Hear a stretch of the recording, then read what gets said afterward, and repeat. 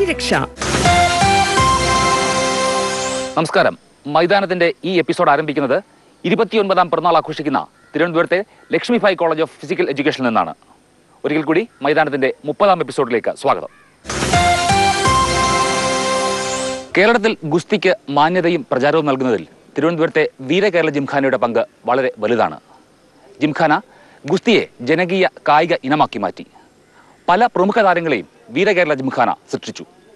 മോഹൻലാൽ ഉൾപ്പെടെയുള്ള പല പ്രമുഖരുടെയും കളരിയായിരുന്നു വീരകേരള ജിംഖാന. ക്ലബ് റൗണ്ടപ്പിലേക്ക്. 5 കൊല്ലം boxing champion ആയതിന്റെ cup ഇരിപ്പുണ്ട് വീട്ടില്. കാണോ നിനക്ക്? കപ്പോ അല്ല, ഇടി. ബാസ്കിംഗ് ഞാൻ പഠിച്ചിട്ടില്ല. പിന്നെ ഗരാട്ടെ പഠിക്കാൻ ആഗ്രഹം ഉണ്ടായിരുന്നു, നടന്നില്ല. പിന്നെ ഗളരിപ്പൈറ്റ് അത് കുറെ കാലം പഠിക്കണം എന്ന് പറഞ്ഞ് നടന്നു, ടൈം കിട്ടിയില്ല. ആകെ അറിയാവുന്നത് നല്ല നാടൻ തല്ല. അതൊരു കോമ്പറ്റീഷൻ ഐറ്റം അല്ലാത്തതുകൊണ്ട് ഗപ്പൊന്നും കിട്ടിയില്ല. പിന്നെ ഞാൻ ഇടിച്ച് പല്ല് തെറിപ്പിച്ചിട്ടുണ്ട് ചിലരുടെ. അതൊക്കെ ഞാൻ വീട്ടിലൊരു ഹോർലിക്സ് കുപ്പിയിൽ സൂക്ഷിച്ചു വെച്ചിട്ടുണ്ട്. അല്ലടാ ഉണ്ണി, ഇത്രയും ഒരു കുപ്പി. സൂപ്പർ സ്റ്റാർ മോഹൻലാൽ ഇപ്പറഞ്ഞത് 100% ശരിയല്ല. നാടൻ തല്ലു മാത്രമല്ല ലാലിനറിയാവുന്നത്. നന്നായി ഗുസ്തിയും അറിയാം.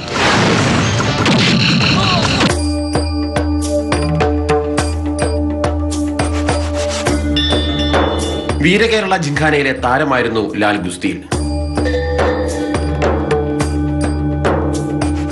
1978 സ്റ്റേറ്റ് ചാമ്പ്യനുമായിരുന്നു.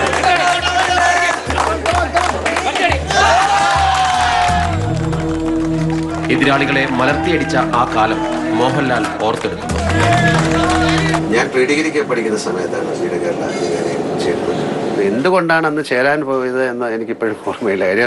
പലരും അന്ന് ബോഡി ബിൽഡിങ് മറ്റേ കാര്യങ്ങൾ എല്ലാവരും ശരീരം. ഇപ്പം നമ്മൾ അവിടെ ചെന്നപ്പോൾ എനിക്ക് ഇതിലേക്കായിരുന്നു ഒരു താല്പര്യം തോന്നിയത്.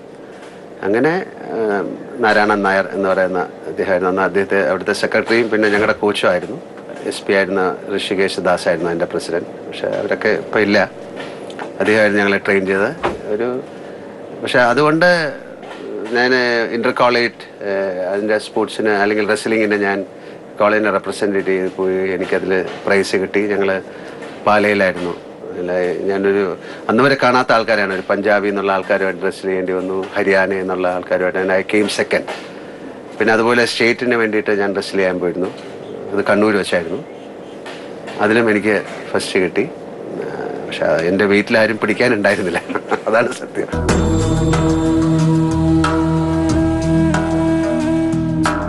അന്ന് ലാലിനോടൊപ്പം ടീമിലുണ്ടായിരുന്ന ഇപ്പോൾ സ്പോർട്സ് കൗൺസിൽ ടെക്നിക്കൽ ഓഫീസറായ കൃഷ്ണകുമാർ ലാലിന്റെ പ്രകടനത്തിൽ 100ൽ 100 മാർക്കും കൊടുക്കുന്നു.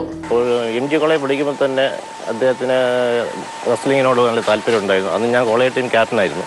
അത് എന്നോട് ആവശ്യപ്പെട്ടു എനിക്കും റെസ്ലിങ്ങിന് പങ്കെടുക്കണമെന്ന് ആവശ്യപ്പെട്ടു. അപ്പം ഞാൻ വിചാരിച്ചത് അദ്ദേഹം വെറുതെ പറയുന്നതെന്നാണ്.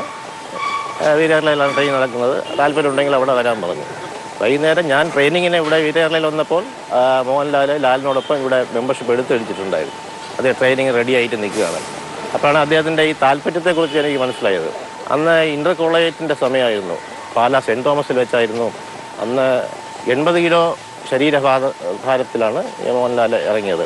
കാണുന്ന പോലെയല്ല. അദ്ദേഹം റഫറിയുടെ വിസിൽ കേട്ട് കഴിഞ്ഞാൽ അദ്ദേഹം ഒരു ഈറ്റപ്പുലിയെ പോലെയാണ്. സെക്കൻഡിനകം എതിരാളിയെ കീഴടക്കുക എന്നുള്ളതാണ് അദ്ദേഹത്തിന്റെ ശൈലി. ജിംഖാനയിലെ പരിശീലനം സിനിമയിൽ മോഹൻലാലിന് ഗുണകരമായി.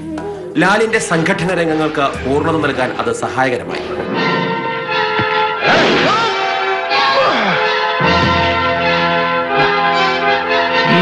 ഇക്കാലത്ത് നമ്മുടെ സിനിമയിലെ ഒരുപാട് ആക്ഷൻ സീക്വൻസിനെ ഇത് ഒരുപാട് എന്നെ ഹെൽപ്പ് ചെയ്തിട്ടുണ്ട്.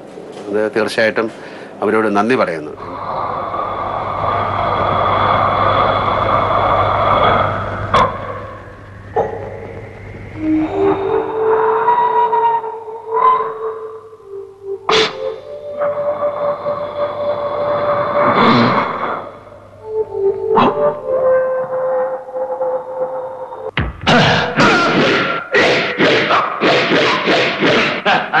ചില സിനിമകളിൽ ഞാൻ റെസ്ലിങ്ങിൻ്റെ ചില ഷോർട്സുകളൊക്കെ ചെയ്തിട്ടുണ്ട്. ഇപ്പോൾ 20 അല്ലെങ്കിൽ ഒളിമ്പ്യൻ ആന്റണി, അങ്ങനെ വേറെ സിനിമകളിലൊക്കെ റെസ്ലിങ്ങിൻ്റെ ഷോട്ടുകളൊക്കെ ചെയ്യാൻ ഇത് ഭയങ്കരമായിട്ട് എന്നെ ഹെൽപ്പ് ചെയ്തു.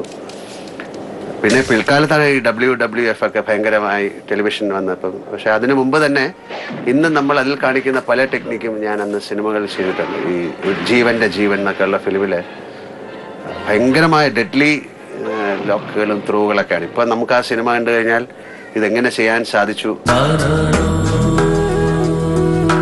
ട്രെഡ്മില്ലും ബ്രഞ്ച് പ്രസ്സും ഇല്ലാതിരുന്ന കാലത്ത് ഗുസ്തിയും കളരിപ്പയറ്റുമെല്ലാം മലയാളികളെ പഠിപ്പിച്ചത് കേരളത്തിലെ ആദ്യ ജിങ്കാനയായ വീരകേരള ജിങ്കാനയാണ്.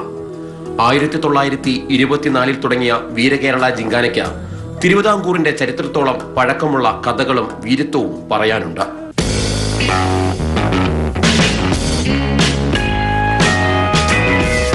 ഗോദയെയും ഗുസ്തിയെയും ആരാധനയോടെ കണ്ട മലയാളികളുടെ വീരഭൂമി കൂടിയായിരുന്നു ഇത്.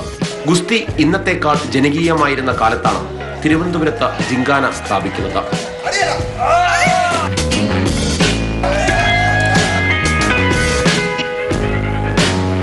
മൾട്ടി ജിമ്മുകളോ അല്ലെങ്കിൽ ഒരുപാട് മെഷീൻസോ കാര്യങ്ങളോ ഒന്നുമില്ല.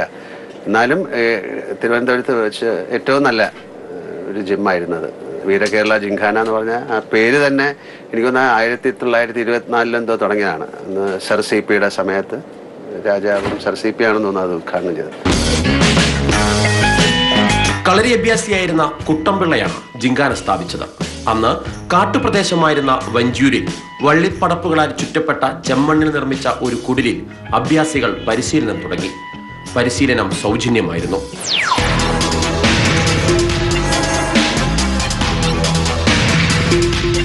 തിരുവിതാംകൂർ രാജാവിന്റെ ജന്മദിനാഘോഷങ്ങളിൽ ജിങ്കാനയിലെ ഗുസ്തിക്കാർ കൊട്ടാരത്തിലെത്തി പ്രദർശനം നടത്തിയിരുന്നു.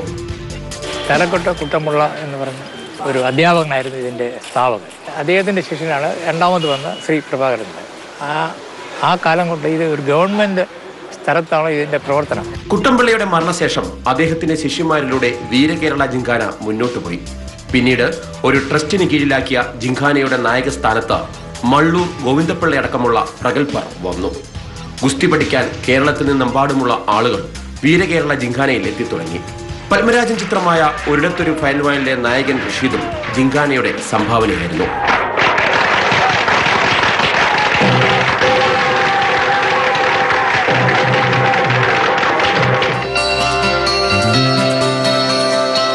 വീരകേരളയിൽ പരിശീലിച്ചിരുന്ന കാലത്തെക്കുറിച്ച് കുറെ ഓർമ്മകൾ പങ്കുവെക്കാനുണ്ട് മോഹൻലാലിന്. പ്രസൂദ് എന്ന് പറയുന്ന ഒരാളുണ്ടായിരുന്നു. അദ്ദേഹം എനിക്കൊന്ന് ഈ റെസ്ലിംഗ് ഫെഡറേഷൻ ഓഫ് ഇന്ത്യയുടെ വൈസ് പ്രസിഡന്റ് ആണെന്ന് തോന്നുന്നു. പിന്നെ ഒരു അനിൽകുമാർ, അദ്ദേഹം പിന്നെ ഡോക്ടറായി. അങ്ങനെ ഒരുപാട് പേര് പല പല സ്ഥലങ്ങളിലേക്ക് പോയി. നമ്മുടെ സിനിമയിൽ അഭിനയിച്ച ആൾക്കാർ, റഷീദ്, ഒരിടത്തൊരു ഫയൽവാൻ, അങ്ങനെ ഒരുപാട് പേരുണ്ട്. എനിക്കൊന്ന് അതിൻ്റെ ഒരു ഗുരുത്വം ആ നാരായണ നായർ സാറ് അല്ലെങ്കിൽ നമ്മുടെ കൂടെയുള്ള ആൾക്കാരുടെ അല്ലെങ്കിൽ ആ വീരകേരള ജിങ്കാനയുടെ ഒരു ഗുരുത്വം തന്നെ ആയിരിക്കാം. 180ഓളം അംഗങ്ങൾ ഇപ്പോഴും വീരകേരള ജിങ്കാനയിൽ പരിശീലനം നടത്തുന്നു. നാട്ടിലെ ജിങ്കാനകളെല്ലാം ഹെൽത്ത് ക്ലബ് എന്ന പേര് സ്വീകരിച്ച് മോഡേൺ ആയപ്പോൾ ചരിത്രത്തിന്റെ ഭാഗമായ പേര് അതേപടി നിലനിർത്തിയും ഗുസ്തി പരിശീലനം തുടർന്നും ജിങ്കാന 90-ാം വയസ്സിലേക്ക് അടുക്കുകയാണ്. 6 വർഷം മിസ്റ്റർ കേരളയായ ശശികുമാറാണ് പരിശീലകൻ.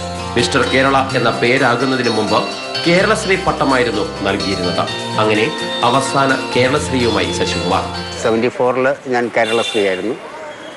അത് കഴിഞ്ഞിട്ടുള്ള ഒരു 6 വർഷം മിസ്റ്റർ കേരളയായിരുന്നു. ആ സമയം ഇപ്പോഴാണെങ്കിൽ ഒരു ബോഡി വെയ്റ്റ് അനുസരിച്ചാണ് കാറ്റഗറി തിരിച്ചിരിക്കുന്നത്. പണ്ട് അതല്ല. പണ്ട് 3 കാറ്റഗറി മാത്രമേ ഉള്ളൂ: ഷോർട്ട് മാൻ ക്ലാസ്, മീഡിയം, ടാൾ. ഇപ്പോൾ ജിങ്കാന കടുത്ത പ്രതിസന്ധി നേരിടുകയാണ്. സർക്കാർ സ്ഥലത്ത് സ്ഥിതി ചെയ്യുന്ന സ്ഥാപനത്തെ കുത്തകപ്പാട്ടം സർക്കാർ വലിയ തോതിൽ ഉയർത്തിയതോടെ ലക്ഷങ്ങളുടെ സാമ്പത്തിക ബാധ്യത നേരിടുകയാണ് ഈ സ്ഥാപനം.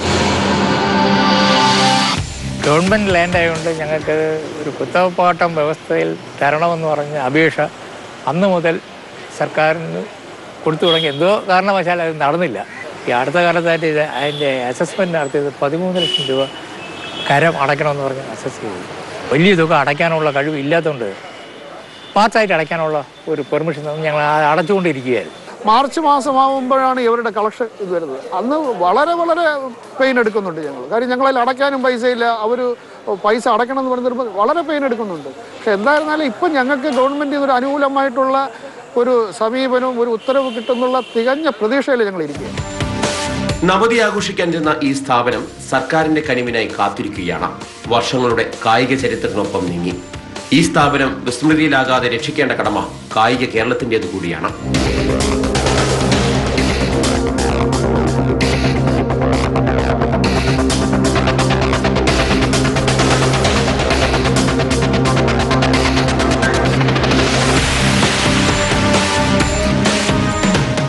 തിരിച്ചു വരാം മൈതാനത്തിലേക്ക് ഒരു ഇടവേളയ്ക്ക് ശേഷം.